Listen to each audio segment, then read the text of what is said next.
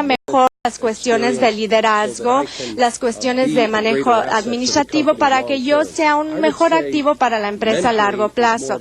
Diría yo que el concepto mentor maestro es más bien voluntario y el concepto de coaching o entrenador es más bien responsabilidad formal.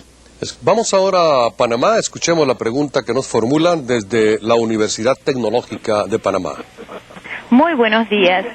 Esta pregunta es del Instituto de Recursos Hidráulicos y Electrificación de Panamá. En una empresa donde existen diversos niveles de jerarquías y de preparación académica, ¿cómo se debiera seleccionar el coaching para tener éxito?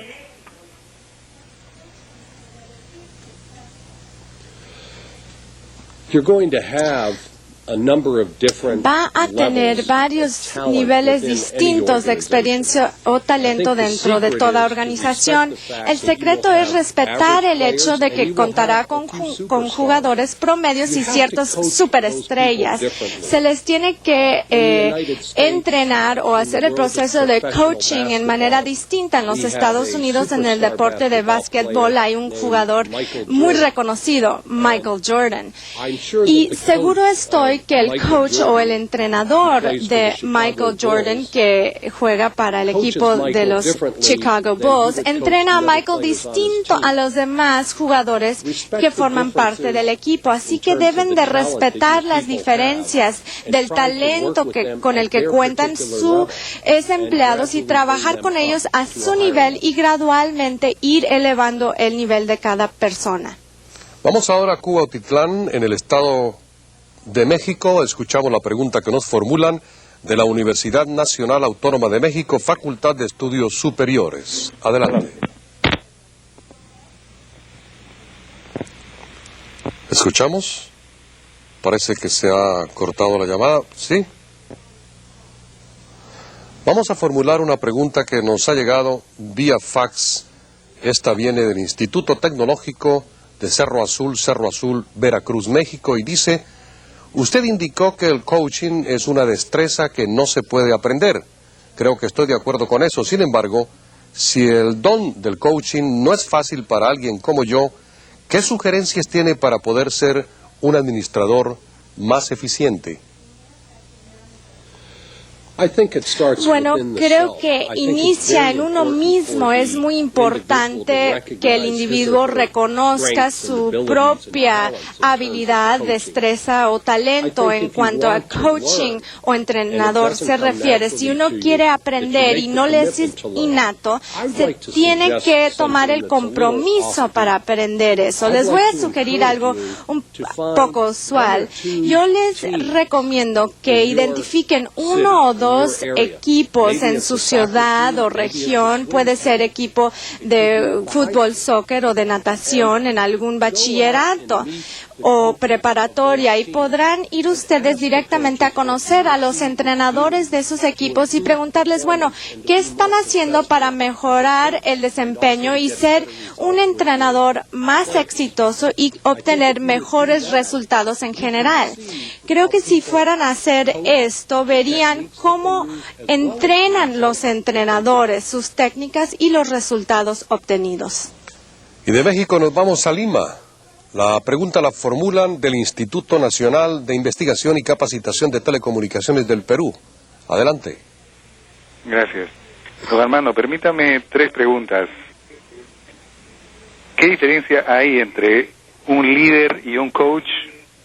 Luego, ¿cómo conciliar la aspiración de amar a la gente con la natural competencia laboral que existe entre los integrantes de una organización? Y la última, ¿cómo mantener el respeto entre el coach y su gente? De repente una última, disculpe, ¿un buen coaching tiene que haber sido un buen jugador? Operativamente hablando. Gracias.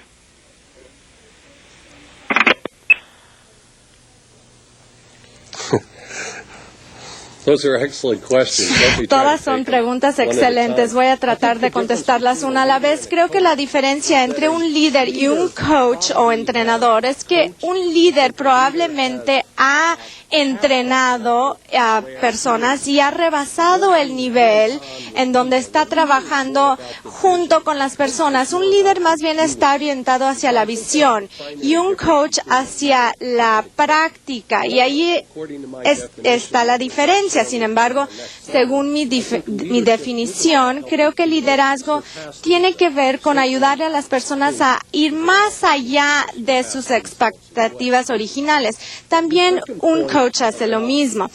Su segunda pregunta, que habla de cómo amar o querer o estimar a las personas dado el entorno competitivo, bueno, creo que uno debe sentir orgullo y respeto por el ser humano en general.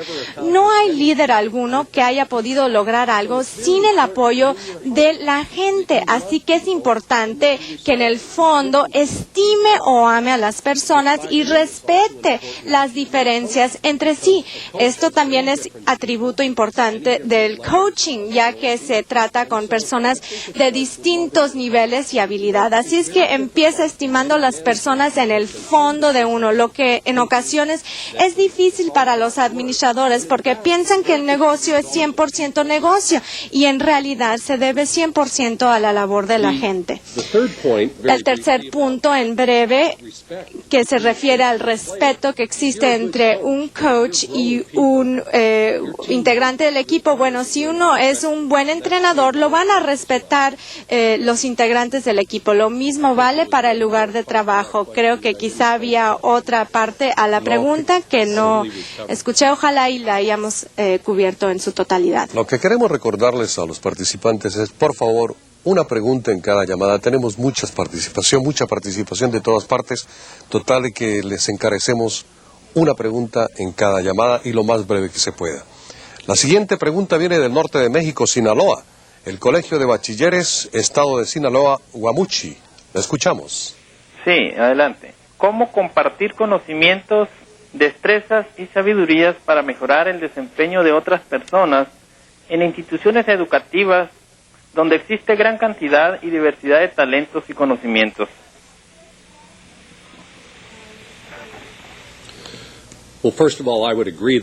En primera instancia, sí estoy de acuerdo. Hay mucho conocimiento, sabiduría y destrezas en instituciones educativas y universidades. Voy a compartir con ustedes el modelo que seguimos en los Estados Unidos, específicamente en California.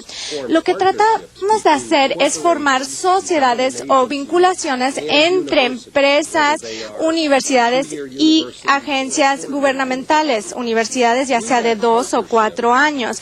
Por medio de esta vinculación o enlace, las personas pueden llevar los empleados de la empresa a una institución educativa, lo que fomenta la adquisición de destrezas, sabiduría y conocimientos.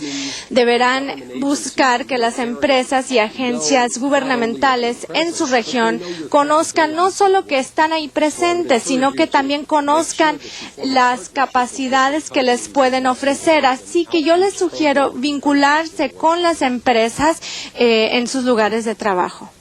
Muchas gracias. Vamos ahora a Córdoba, Argentina. La llamada proviene del Instituto Universidad Empresa, Universidad Blas Pascal. Le escuchamos. Hemos escuchado ideas francamente interesantes en todo lo expuesto. Retire de la pantalla, por favor. De retirarse de la pantalla. Nuestra pregunta sería... Señor, le pido que se retire de la pantalla y repita su pregunta. Please move away. Bien. Les comentaba que las ideas que hemos escuchado hasta ahora son francamente interesantes. No obstante esto, surge una problemática, y es que estas ideas implican, para lograr resultados a largo plazo, un alto grado de persistencia en el modelo elegido. Para lograr esa persistencia, deben superarse, obviamente, en cualquier organización, una serie de situaciones críticas. Nuestra pregunta sería cómo hacerlo, cómo definir en términos prácticos y operativos esa flexibilidad necesaria para lograr los resultados previstos.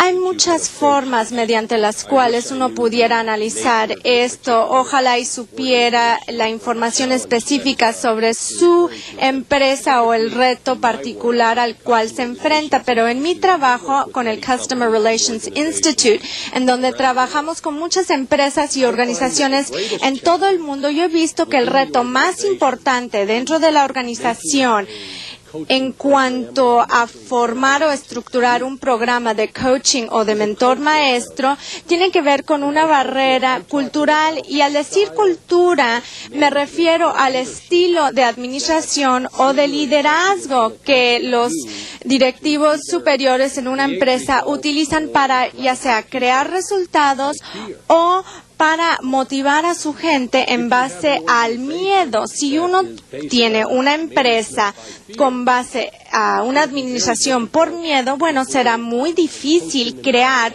un entorno exitoso para un programa de coaching, entrenador o mentoring maestro. Por otra parte, yo les comento que una forma en la cual podrán mejorar su desempeño a largo plazo, y sí, se tiene que contar con persistencia, es empezar dentro de su propio entorno, dentro de lo que uno puede controlar, es decir, su propio departamento, con los empleados que están bajo usted, para empezar a ver éxito a corto plazo. Cuando cuente con un éxito, otros administradores le van a preguntar, bueno, ¿qué están haciendo? Quizá podemos aprovechar su idea y aplicarlo a nuestro propio departamento. Saludamos ahora a nuestros vecinos aquí en la ciudad de Tijuana. La siguiente pregunta la formulan de la Universidad Iberoamericana Campus Noroeste. Escuchamos. ¿Cómo afectan a una empresa las luchas de poder y por ende la deficiente comunicación?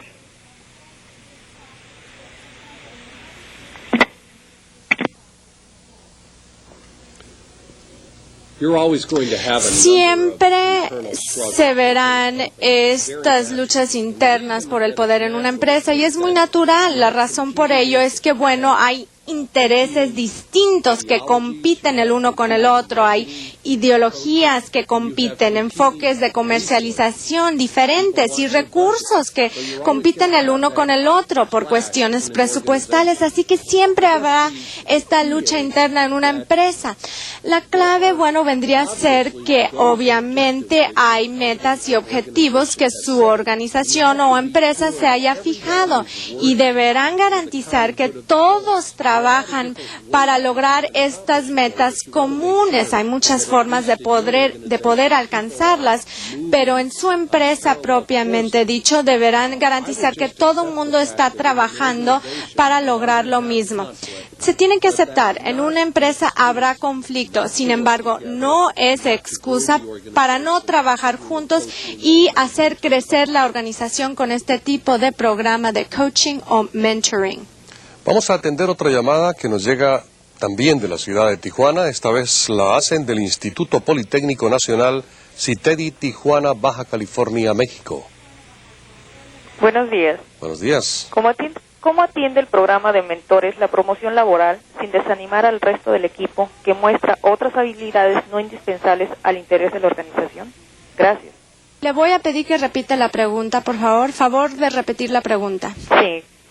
¿Cómo atiende el programa de mentores la promoción laboral sin desanimar al resto del equipo que muestra otras habilidades no indispensables al interés de la organización?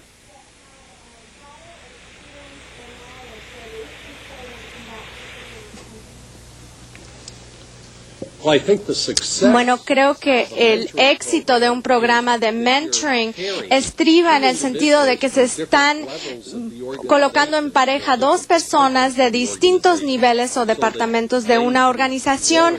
De esa forma, ellos podrán aprender de su contraparte. Por ejemplo, si Armando es director de altos mandos y yo acabo de iniciar, yo seguramente voy a aprender de él, pero él a la vez va va a aprender de mí porque quizá él haya estado en la empresa 20 años y ya se le haya olvidado qué es ser alguien de recién ingreso.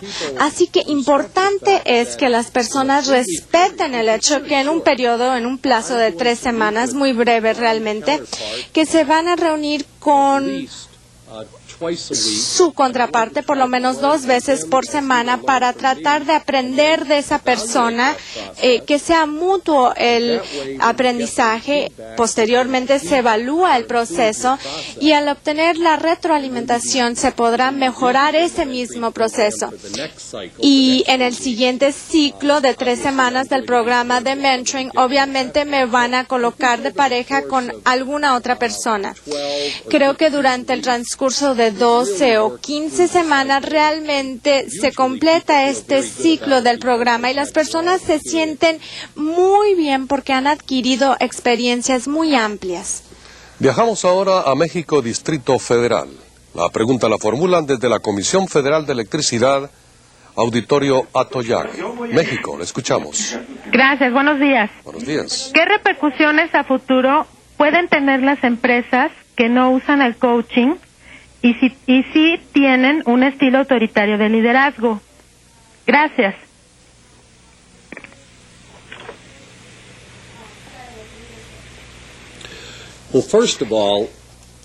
Bueno, en primera instancia se tiene que reconocer que hay muchas técnicas o tácticas distintas que se pueden utilizar, programas a los cuales se puede recurrir para hacer crecer su empresa.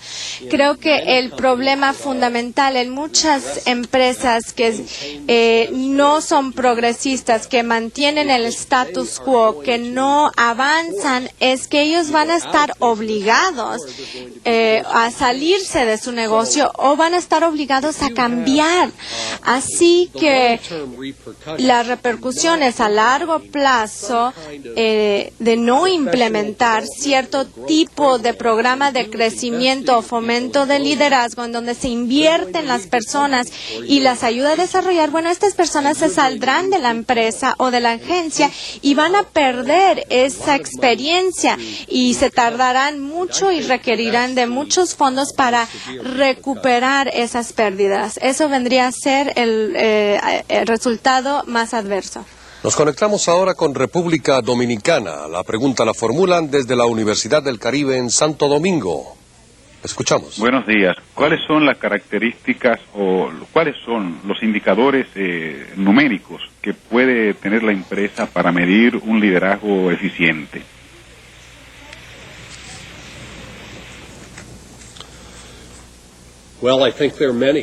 Bueno, hay muchos. En primera instancia, si es una empresa que está en la bolsa, se puede analizar a qué precio están cotizando las acciones. En el deporte, la mejor forma de evaluar su liderazgo es los juegos ganados versus los juegos perdidos. Entonces, en cuestión de la bolsa, si van por la delantera, entonces el liderazgo es el apropiado.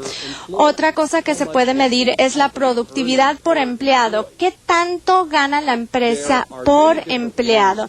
Hay muchas formas distintas mediante las cuales podremos nosotros medir el liderazgo y la productividad. Y si nosotros, o si gusta brindarme su nombre y dirección, con gusto les envío una lista de cómo medir desempeño o los resultados. Regresamos ahora al Estado de México. La siguiente pregunta la formulan de la Universidad Nacional Autónoma de México, Universidad Hispanoamericana, Coacalco, México. El coach debe compartir sus dudas, miedos y errores. ¿Y cuál es el perfil del coach en países en crisis? Gracias desde la Universidad de Coacalco.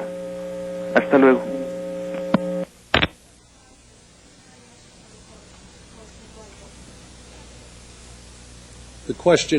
La pregunta viene a ser si el coach debe compartir sus inquietudes o temores con los integrantes de su equipo. Yes. Bueno, no sé si le recomendaría al coach compartir sus temores o miedos con los integrantes de su equipo, los jugadores, porque bueno, los jugadores o en este caso los empleados ven al coach, a su entrenador, para que los inspire, para que los oriente, para que los guíe en cuestiones espirituales casi. Si usted y yo estuviésemos alistándonos para el gran juego o en cuestiones de negocios, si estuviéramos tratando de preparar el lanzamiento de un producto muy importante y el gerente o el coach se nos acercara y nos dijera, bueno, yo no sé realmente si pueden hacer lo que tienen que hacer, eso a la vez iba a reducir la confianza en sí mismo y esto afectaría a la organización.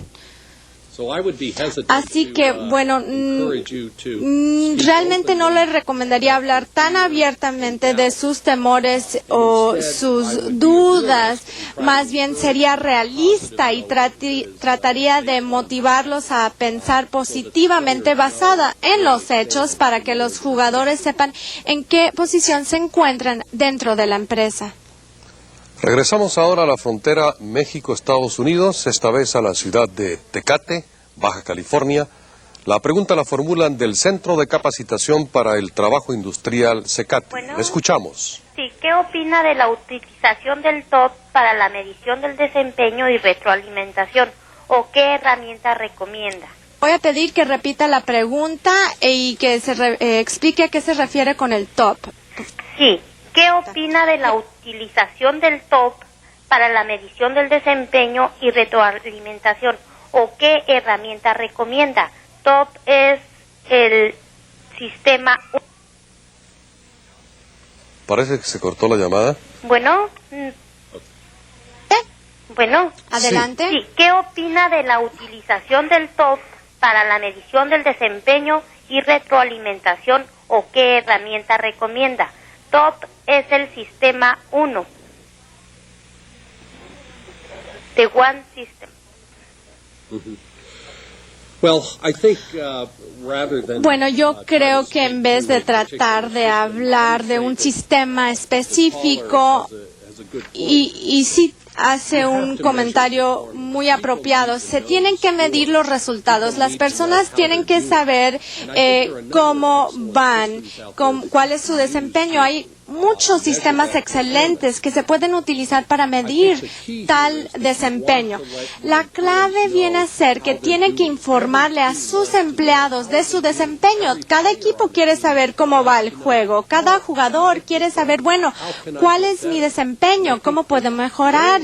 Y creo que el papel o el rol del gerente o del coach es garantizar que el empleado sepa exactamente cómo va su desempeño en forma frecuente para que a la vez el empleado pueda mejorar su desempeño. Esa es la clave, no obstante el tipo de sistema de medición utilice. Bien, ahora un saludo para Brasil. La pregunta la formulan del Servicio Brasileño de Apoyo a las Pequeñas y Medianas y Microindustrias o Negocios en Brasil. La escuchamos. Brasil. Parece que está en la línea, le escuchamos. You're online, go ahead. Bueno, dificultades de las comunicaciones. Vamos a dar participación a una pregunta que nos llegó vía fax de la División Oriente de Jalapa, Veracruz, México. Dice, ¿cree usted que el tema del coaching se ha popularizado más en círculos de negocios principalmente porque las empresas buscan la manera de mejorar desempeño y resultados? Yes, absolutely. And I think the reason for that is Sí, la razón por ello es que los clientes tienen expectativas superiores en cuanto a una empresa, sus productos o servicios, ya esté en la iniciativa privada o el sector público. Se exige mucho más. La segunda parte de la respuesta es en el sentido de que es difícil adquirir ciertos talentos o experiencias, así que una empresa le pide más a sus gerentes, requiere o les exige ser expertos en muchas áreas, así que es muy importante que una empresa cuente con cierto tipo de programa que ayuda a fomentar el desarrollo de sus empleados. Peter Senge, que escribió un libro denominado La Quinta Disciplina, se refiere a la creación de una organización que aprende, y creo que lo que yo he observado en todo el mundo es que un mayor número de empresas tratan de crear una universidad de aprendizaje dentro de su propia empresa para mejorar sus desempeños, los resultados, y el enfoque de coaching es una herramienta valiosa en ese proceso. Vamos a insistir con Brasil. Brasilia nos escucha, nos llaman del Servicio Brasileño de Apoyo a la Micro y Pequeña Empresa. Adelante. Brasil.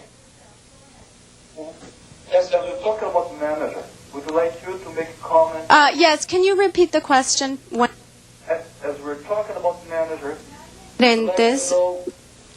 Quisiéramos saber qué nos puede comentar sobre la diferencia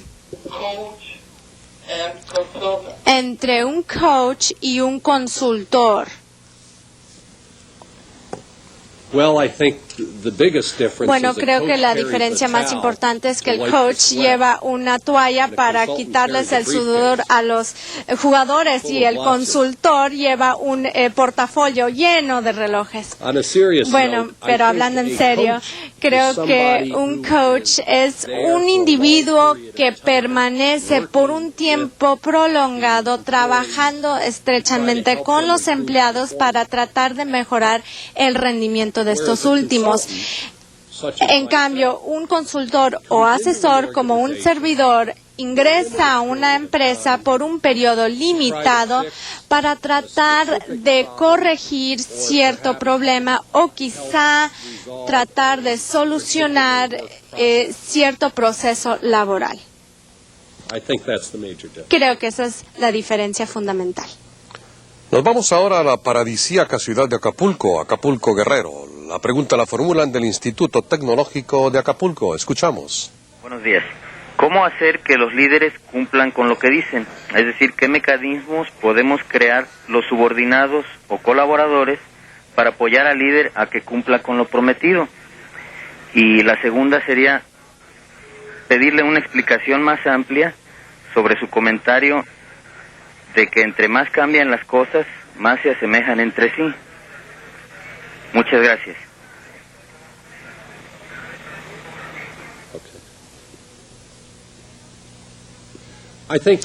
Creo que a manera de responder a la primera pregunta, que hace referencia a que cumplen con lo que digan, es muy importante contratar al líder apropiado en un principio. Segundo, una de las cosas que puede hacer el líder es crear una cultura de aprendizaje abierto, de confianza, de respeto mutuo. Y estos valores son valores que empresas progresistas y agencias gubernamentales con las cuales he colaborado están incorporando a su cultura organizacional. No se les podrá motivar a la gente a tomar riesgos y ser innovadores si se administra en base al miedo. Entonces yo creo que esta es una forma fundamental para garantizar que los líderes cumplan con lo que digan. Con referencia a su segunda pregunta, que sobre mi comentario de que entre más cambian las cosas, más siguen igual, yo creo que en los últimos años, en el sector de negocios, nosotros realmente hemos completado un círculo o un ciclo. Hemos intentado utilizar muchas técnicas y herramientas para enseñarle a las personas, pero según lo que escribió el Dr. Drucker, en el sentido de que el cliente es la razón de ser del negocio, viene a ser un muy buen ejemplo de esta expresión. Entre más cambian las cosas, más siguen igual.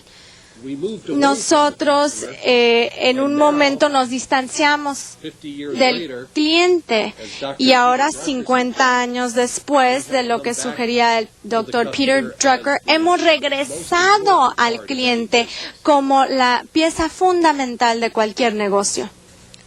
Muchas gracias. Continuamos ahora con el módulo 2, en el cual el señor Hinton nos explicará la mecánica de algunas estrategias de liderazgo que deberían implementar en sus organizaciones para llegar a ser una organización de clase mundial.